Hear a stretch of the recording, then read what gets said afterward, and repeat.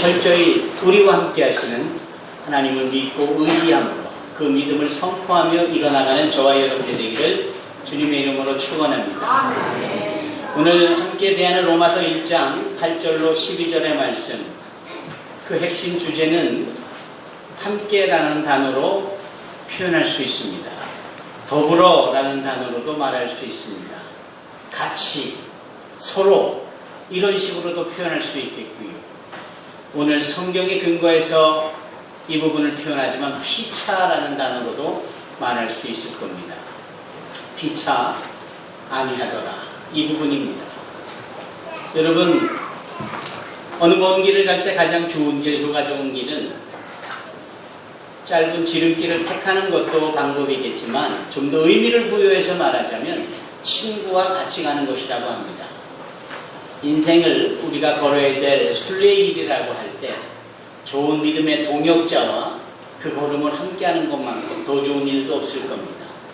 어렵고 힘든 상황이 있어도 함께 걷는 나의 동역자와의 동행, 이것이 서로 피차이 아니함으로 이루어질 때 우리는 그 길이 훨씬 수월하고 효과적이고 편하고 즐겁고 유익한 길로 누릴 수 있는 겁니다.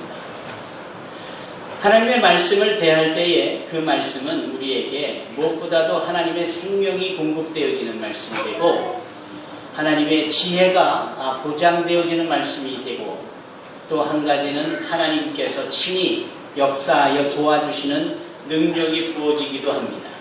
생명과 지혜와 능력, 이것이 하나님의 말씀에 있고, 그래서 어떠한 말씀이든지 우리가 들을 때에 그것이 나에게 주시는, 나에게 필요한 하나님이 예비해 주신 말씀이라는 사실을 우리는 인식하여야 합니다.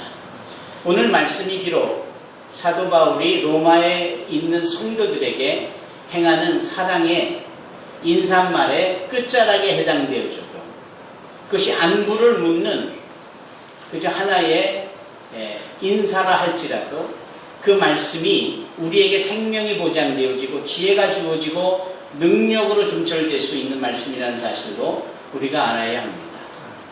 우리 어린 영혼들이 어른들의 대화로 진행하는 이 온가족 예배가 어려울 수 있겠으나 그러나 그것을 어려움으로만 느끼지 말고 오히려 어른들이 구사하는 여러 단어를 접하면서 표현해내는 자연스러운 훈련이요 교육이라는 사실로 인식할 때면 이 온가족 예배가 그렇게 부담스러워하는 것은 아닌 겁니다.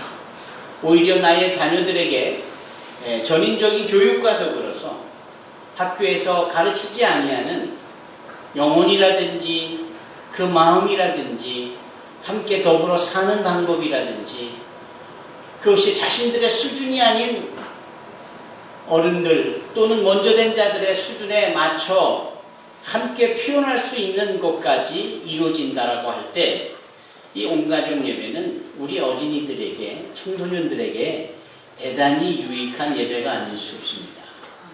아울러 자녀들과 함께 예배드리는 이 상황 속에 우리는 나에게만 맞춰져 말씀을 이해하려고 들지 아니하고 우리 모두에게 특별히 어린 자녀들에게 나의 신앙의 높이도 낮추고 나의 눈높이도 낮추면서 자녀들과 함께 한 하나님 앞에 한 믿음을 가지고 한 성령에 의지하여 예배를 드릴 줄 아는 부모들이 되어야 합니다. 여러분, 오늘 이 말씀 속에서 우리가 그걸 배우는 거예요. 꼭 나의 삶의 동역자가 외부로부터 주어지는 것이 아니요, 하나님께서 나에게 주신 가족만큼 그것이 더 자연스럽고 더 분명한 것도 없을 겁니다. 부모와 자녀가 함께 피차 아니함을 얻더라, 이보다 더 좋은 게 어디 있습니까? 한쪽에 부모는 자녀들에게 무조건적으로 일방적으로 사랑을 쏟아야 하고 자녀들은 일방적으로 부모에게 요구하고 뭔가를 받아야 되는 것으로만 생각이 된다면 아니가 아니라 부담이 될 수 있고 너무나 일방적인 것이잖아요. 그런 점에서 우리가 이 말씀 속에 주님의 능력과 지혜와 생명을 얻고자 하는 겁니다. 보시지요. 여기 8절의 시작을 먼저라고 합니다. 우리 유진이가 읽은 성경으로는 첫째로라는 표현의 어린이말이었어요. 순서를 말하는 겁니다. 지금 사도 바울이 로마 교인들에게 무엇보다도 한 가지를 표현하고 싶은데 그게 뭐냐? 감사라는 거예요. 감사.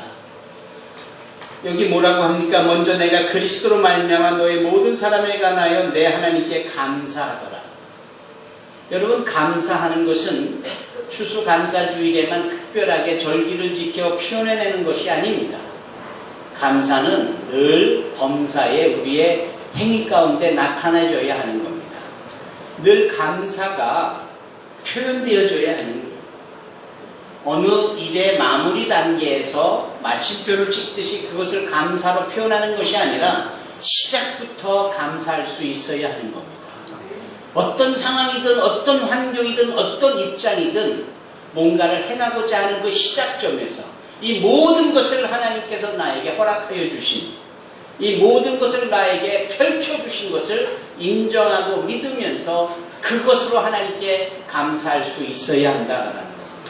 사도 바울이 저 지중해 너머의 로마에 있는 성도들에게 귀한 구원의 글을 써나갈 때 이 구원의 글을 써야만 하는, 또 거기에 그 글을 받을 수 있는 성도가 있다라는 사실을 감사했다라는 겁니다.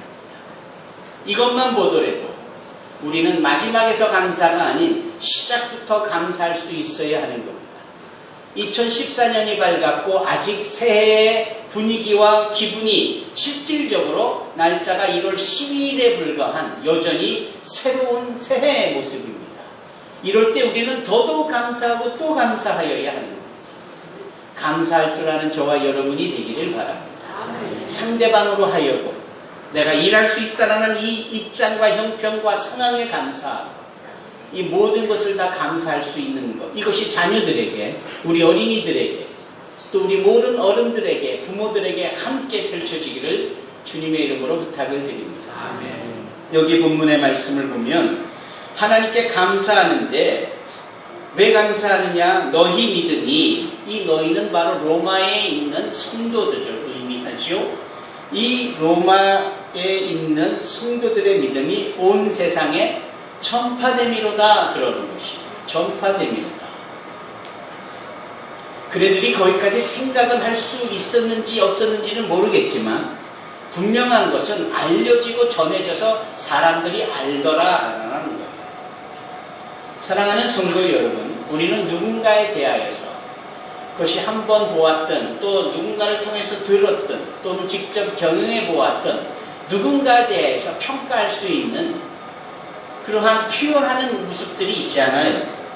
아무아무개는 이렇더라. 누구누구는 저렇더라. 그런데 한 가지 그렇게 평가할 수 있는 이 부분에서 우리가 놓치고 있는 것이 있습니다. 그 놓치는 것이 무엇일까요? 나만 누군가를 평가할 수 있는 게 아니라 누군가도 나를 평가하고 있다는 사실이에요. 내가 누군가를 눈여겨보며 그것을 입으로 표현하는 것이 평가라고 할 때 나도 모르는 사이에 누군가도 나를 주목하고 있고 나를 지켜보고 있고 나의 일거수일투족을, 나의 언행심사를 보면서 이렇구나 저렇더라 하는 식의 평가를 한단 말이죠. 나만 일방적으로 누군가에게 이렇다라고 점수를 매기는 일방적인 모습이 아니라 누군가도 나를 그렇게 점수 매기고 있고 그렇게 관찰하여 평가하는 상호적이고 쌍방적인 관계가 더불어 사는 우리 안에 있더라라는, 우리가 이 사실을 알아야 합니다. 신앙생활은 상호적인 것이 더불어 하는 겁니다. 내가 하나님을 믿어요. 하나님은 당신을 믿는 우리를 신뢰하세요. 신뢰라는 말은 우리가 하나님을 의지하는 그 믿음과는 좀 다른 차원의 믿음인 것이에요. 그래서 믿음이라는 단어를 동시에 쓴다면 내가 하나님을 믿으니 하나님도 나를 믿어주시는 거예요. 나만 하나님을 믿는 게 아니라 그분이 우리를 신뢰할 수 있는 것, 이게 신앙이고 이게 믿음인 줄로 믿습니다. 이게 상호적인 것이잖아요. 우리가 더불어 예배를 드릴 때 서로 같이 함께 예배 드리는 겁니다. 우리는 이 상호적인 부분을 깊이 인식하여야만 합니다. 그래야 더불어 내가 아닌 우리라는 공동체적인 생각을 하면서 내가 아닌 우리의 유익을 먼저 생각하면서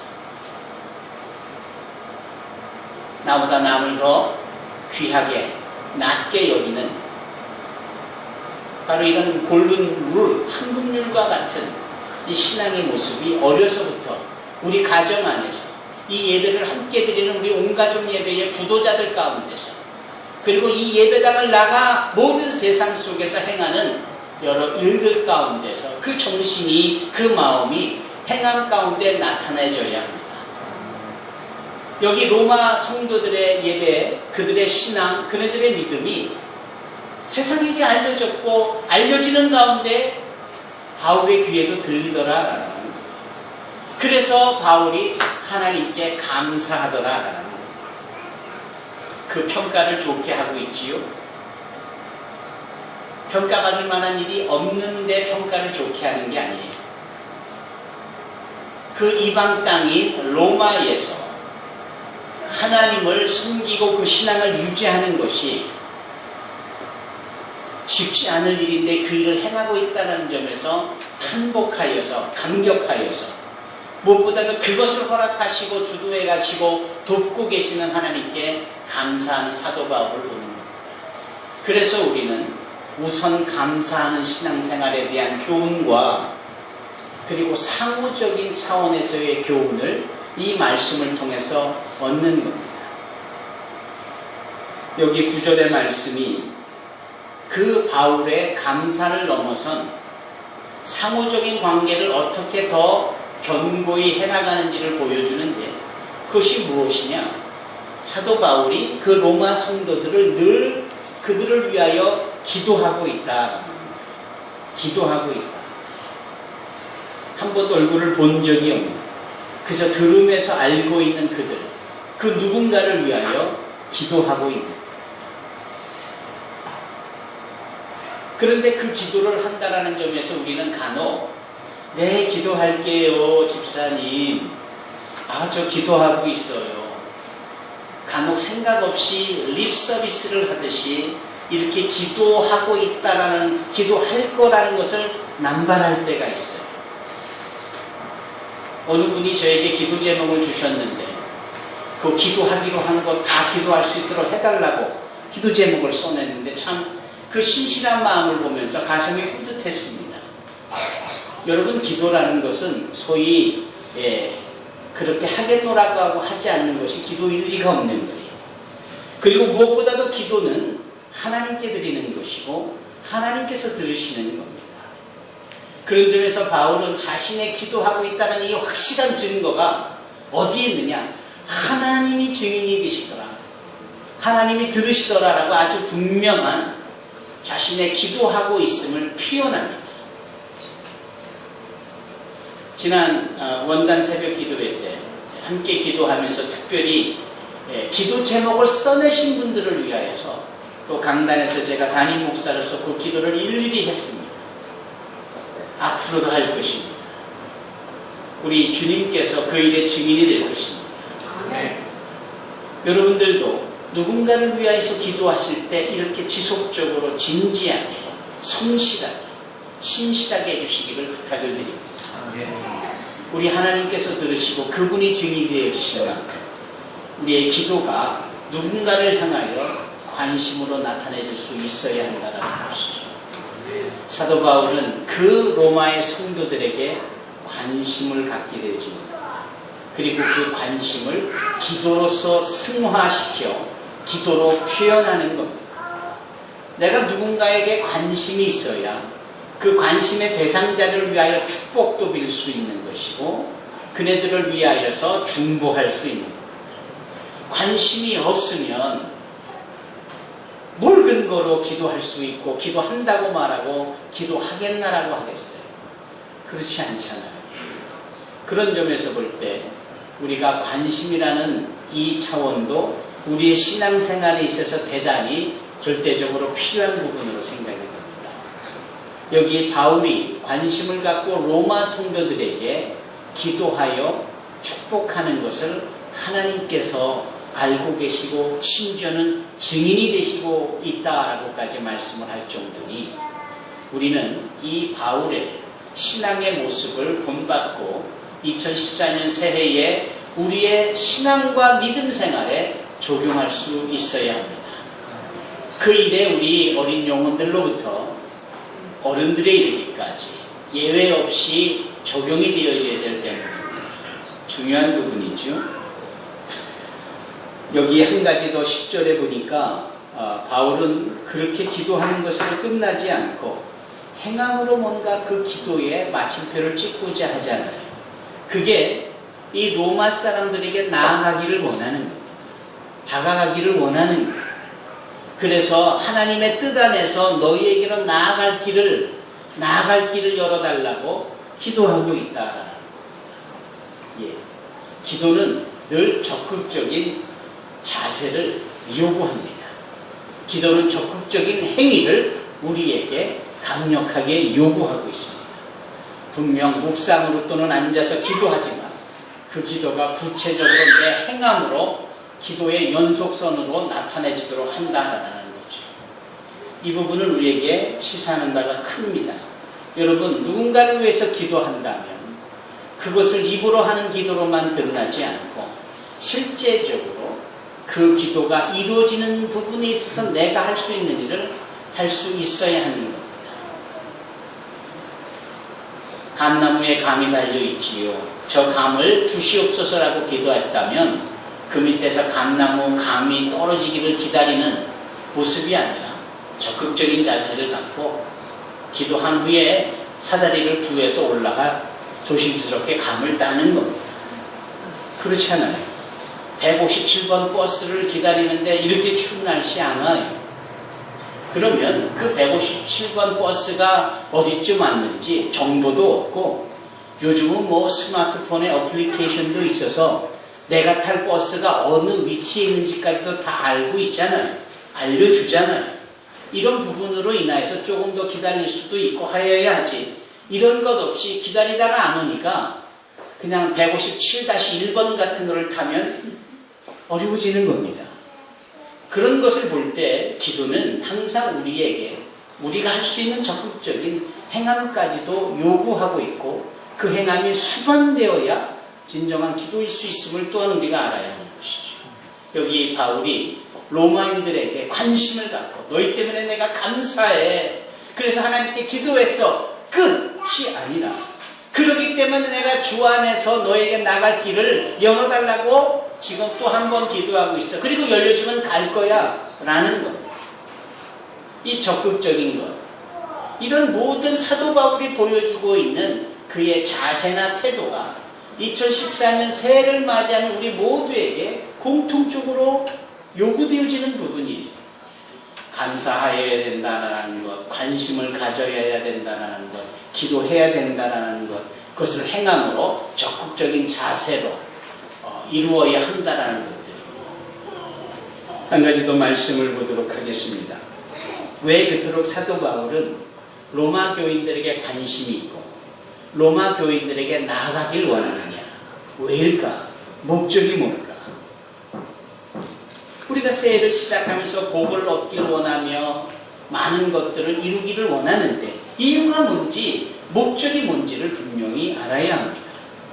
목적 없이 무개념으로 그냥 마냥 분위기에 편승해서 그렇게 복을 얻기를 원하고 잘 되기를 원한다라고 할 때 이 목적이 분명치 않으면 오히려 그와 같은 것들이 우리에게는 오히려 화가 될 수 있는 이유 또는 흉기가 될 수도 있는 거예요.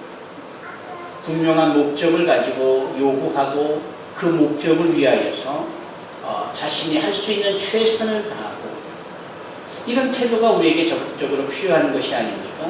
사도 바울이 그토록 로마 교인들에게 가까이가 만나려고 했던 이유가 있었는데 그 이유는 다름 아니라 여기 11절에 보니까 내가 너희 보기를 간절히 원하는 것은 무슨 또는 어떤 신령한 은사를, 이 은사는 바로 하나님이 주시는 특별한 선물과 같은 것들이죠. 하나님이 주신 은혜, 사랑, 강복, 자비 이런 모든 것들을 다 한 단어로 표현한 것이 어떤 신령한 은사예요. 이것을 그 로마인들에게, 로마 성도들에게 함께 나누고자 하는 겁니다. 이 사도 바울의 목적은 무엇이었느냐? 전하는 것이었고 나누는 것이었다는 겁니다. 자기 스스로 성공해서 풍족한 걸 누리는 것이 다가 아니라 이것이 이루어짐으로 나누고 전해지고 공급이 되어지고 그래서 이룬 자신은 통로가 되어지길 원하는 것이 이유였고 목적이었습니다. 우리 2014년 새해가 우리 모두에게 그렇게 마음껏 주님이 베풀어주신 은혜와 특권과 그분의 놀라운 비전을 이루었고 그 이루어진 것들로 그렇지 못한 자들에게 공급될 수 있을 만한 통로의 해가 되기를 바랍니다. 사도 바울이 그런 고백을 하는 거 아닙니까? 이는 내가 너희 가운데서 너희와 나의 믿음으로 말미암아 피차 안위함을 얻으려 합니다. 자, 여기에서의 그 끝점을 보는 겁니다. 본인이 가서 전해줍니다. 그 전해줌으로 인하여서 그들이 어떻게 됩니까? 견고해져. 자신만큼이나 견고해질 수 있는 것이죠. 그런데 거기서 한 절 더 나가 12절에 보니까 자신의 자리에까지 올라와 동일한 입장이 아니라 동일한 입장에서 한 단계 더 발전하여서 발전되어진 그 로마 성도들이 오히려 사도 바울을 격려하고 권면하고 안위할 수 있을 때까지 말이죠. 여기서 우리는 사도 바울의 아주 넉넉한 마음을 보고 사도 바울의 그 깊이 있는 신앙의 모습을 봅니다. 그는 소위 사랑하는 사람들이 주 예수를 믿고 그 주 예수를 믿는 그 믿음으로 말미암아 오히려 나중된 자가 먼저 되어진다라는 말씀처럼 더 연약한 자들에게 도움이 되어지고 더 많은 사람에게 은혜의 통로가 되기를 원했습니다. 너는 내가 가르쳤고 너는 내 제자니까 너는 나보다 더 잘 돼서는 안 돼. 너는 내 수준을 더 높아지면 안 돼. 라는 식의 심보나 그런 마음이 없었어요. 오히려 바울은 그 자신에 의하여서 약해진 자들이 견고해져 갈 때 견고해진 그 일로 인하여서 자신이 또 한 번 위로를 얻고 권면을 얻고 그리고 안위함을 받을 수 있는 것을 소망했다. 우리 부모님들은 자녀들이 잘 되기를 바랍니다. 어디까지 잘 되기를 바라시나요? 뭐 다른 건 몰라도 적어도 당신들의 그 수준보다 더 잘 되기를 원하시죠. 그래서 자신들의 신장, 키보다 더 크면 그냥 행복하고 좋은 거예요. 그렇지 않아요?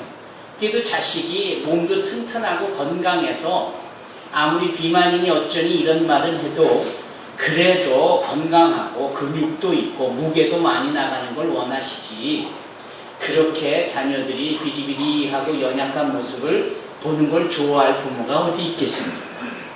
무엇보다도 부모님들이 이런저런 사회의 덕망을 얻고 존경을 받는다라고 할 때 그 아들 된 자가 그 딸 된 자가 그 부모보다 더 많이 알려지고 더 훌륭하다라고 여겨진다면 그보다 더 좋은 칭찬이 어디 있겠어요? 이게 부모의 마음 아닙니까? 그런데 이것이 신앙 안에서도 우리에게 고스란히 요구되어지는 겁니다. 나로 인하여서 누군가가 주님을 알게 되고 나로 인하여서 누군가가 주님의 은혜를 경험하게 되어졌다면 그 나이가 전해준 그 은혜로 만족할 것이 아니라 그 자가 그 은혜의 넓이와 깊이를 더 알아감으로 전해준 나보다 더 큰 주님의 사람이 되고 더 많은 영향력을 끼칠 수 있게 되어진다면 이게 좋아야 하는 것이고 이게 자랑이 되어져야 하는 것이고 이게 기쁨이 되어져야 하는 겁니다. 사도 바울이 그랬습니다. 사도 바울이 오늘 11절과 12절 말씀에 왜 내가 그토록 너희를 위하여서 관심을 들고 너희 때문에 감사하며 기도하고 왜 그토록 너희에게 나아갈 길을 주님께 열어달라고 기도한 줄을 아느냐? 내가 너희에게 가서 내가 하나님께로 받은 귀한 은사, 은혜, 은촉, 은택을 너희들에게 전하여서 너희들이 그 일로 인해 너희 신앙이 점점 자라가는 견고해지는 그리고 피차 너와 내가 서로 안위할 수 있도록 내가 너를 권면했듯이 네가 나를 권면하고 내가 너의 잘못을 교정했듯이 이제는 네가 혹시나 내가 실수하면 나를 교정해 줄 수 있을 것. 너의 신앙의 성숙함과 성장함이 있기를 바라기 때문이다 라는 겁니다. 정말 중요하지요. 바울은 이렇게 많은 사람들을 천국으로 가는 순례의 길에 동행하는 자로, 동역자로 섬기고 초청을 했습니다. 그래서였을까요? 그의 가는 길에는 항상 디모데라든지 실라라든지 아리스다고라든지 아주 많은 일꾼들이 늘 동행을 했어요. 그래서 그는 감옥에 갇혔어도 감사의 찬미제사를 드릴 수가 있었고, 강물에 빠져 허우적거리며 죽을 고비를 여러 번 넘겼어도, 태장으로 맞아 그 몸이 아프고 피가 터져나와도 그는 그 모든 것들을 수용할 수 있었고 극복하고 있었고 받을 수 있었습니다. 함께하는 자들이 있었기 때문에 우리는 이 함께하는 자들이 되어줘서 서로를 격려하고 서로를 안위하는 자들이 되어야 합니다. 그래야 나로 인하여 누군가가 힘을 얻고 그 누군가로 인하여 내가 힘을 얻어서 2014년 새해가 더 복되고 더 견고해져가고 더 풍성해져가는 줄로 믿습니다. 사도행전 8장에 보면 빌립 집사가 등장하잖아요. 성령께서 그를 사마리아로 옮기시고 사마리아에서의 사역이 맞춰지고 그를 광야로 내놓으시고, 광야에 가서 누굴 만납니까? 마침 그곳에 지나가던 이디오피아에서 온 여왕을 섬기는 내시를 만납니다. 피부도 검고 말이죠. 게다가 모세의 율법에 심각하게 저촉이 될 수 있는 불구자와 같은 존재, 내시, 생식 능력이 없는 존재 아닙니까? 이 모세 율법에 따르면 이와 같은 유능, 이 내시들은 하나님의 성전에도 가까이 올 수 없는 존재들로 여겨졌습니다. 생명이 없기 때문에, 생명력이 없기 때문에.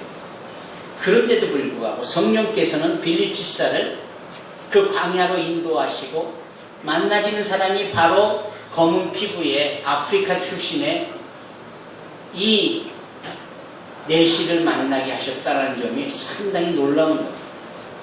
성령의 역사가 우리의 생각의 편견에, 율법의 편견을 뛰어넘게 하는 부분이죠. 와, 놀라운 것은 하필 그때에 이 자가 성경을 읽고 있었다라는 부분.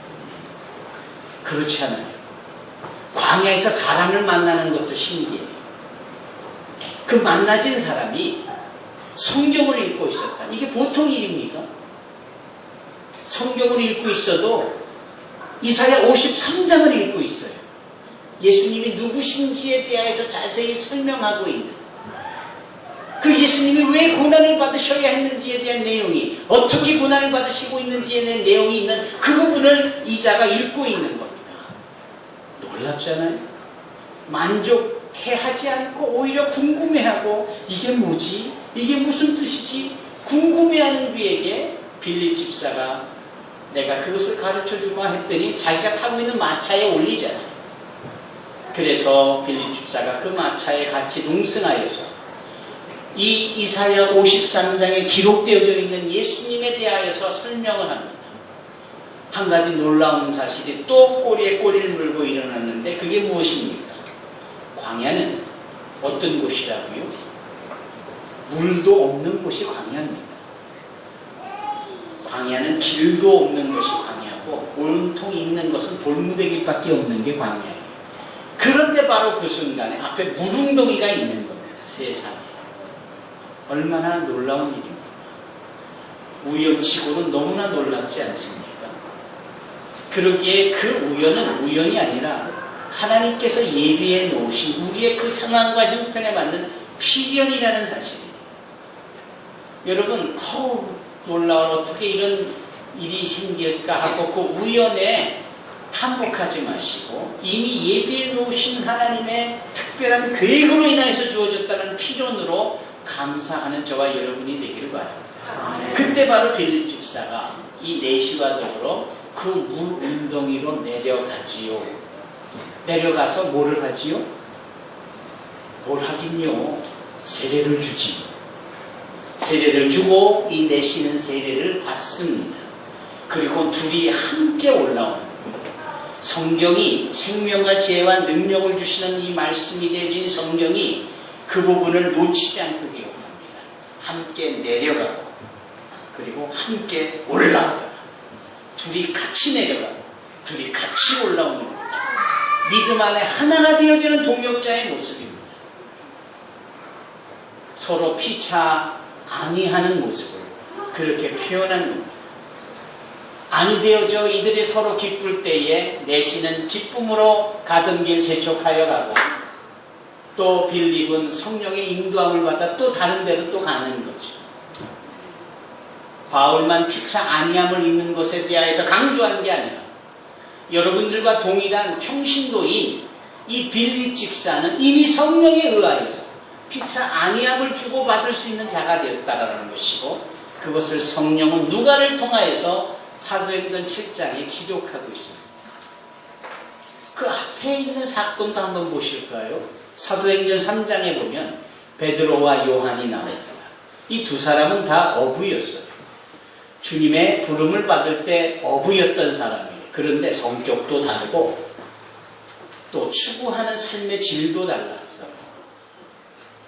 그래서인지 베드로는 주님의 사역을 넓게 하는 사람입니다. 말씀을 전하고 거둬들이고 많은 사람들을 주께 인도합니다. 반면에 사도 요한은 대단히 집중적으로 깊이 있는 사역을 했어요. 그래서 베드로처럼 넓게 많은 곳을 다니거나 말씀을 넓게 펼치지는 않았어도 틀어박혀가지고 연구하고 성령의 소리를 듣고 소위 요한복음을 기록하고 요한 1서 3서 요한 1서 2서 3서를 기록하고 더 나아가 요한 계시록까지 기록을 하게 되는 거예요. 이 두 사람이 함께 움직이잖아요. 구시 기도 시간에 함께 성전에 올라가다가 40년 동안이나 나면서부터 안진뱅이가 돼서 아예 걷는 자체가 뭔지도 모르고 그러한 것에 희열 또한 알지도 못했던 이 나면서부터 안진뱅이 된 자를 나사렛 예수 이름으로 일으켜 걷게 하잖아요. 여러분 함께하는 자들의 이 모습이 우리로 하여금 시사하는 바가 큰 겁니다. 여기 피차 아니함을 받게 하려 합니다. 이것이 바울의 소망이라고 할 때 이 바울의 소망은 자신에게 흘러져 가는 것과 그렇게 주님의 은택을 입은 자들이 흘러져 보내줄 수 있는 것들을 통하여서 서로 연약함이 견고해지고 하나가 되어지고 그렇게 함께 하나님의 일을 펼칠 수 있다라는 것. 여러분 먼 데서 찾지 마십시오. 여러분들의 배우자가 바로 그러한 존재들이며 여러분들의 자녀가 여러분들의 부모가 그렇게 함께 피차 아니할 수 있는 대상입니다. 나를 견고하게 격려하고 권면해 줄 분이 바로 부모이기도 하고 또는 남편이요 아내이기도 하고 자식일 수도 있는 것이고 교회 안에 함께 예배하는 성도일 수도 있는 거예요. 자울을 한번 보실까요? 그분이 바로 여러분들을 안위해 줄 수 있는 분입니다. 그러므로 함께 기도하고 함께 사랑하고 함께 축복하는 일들이 펼쳐지는 이 2014년 새해가 되기를 바랍니다. 여러분 모두를 축복합니다. 기도하겠습니다.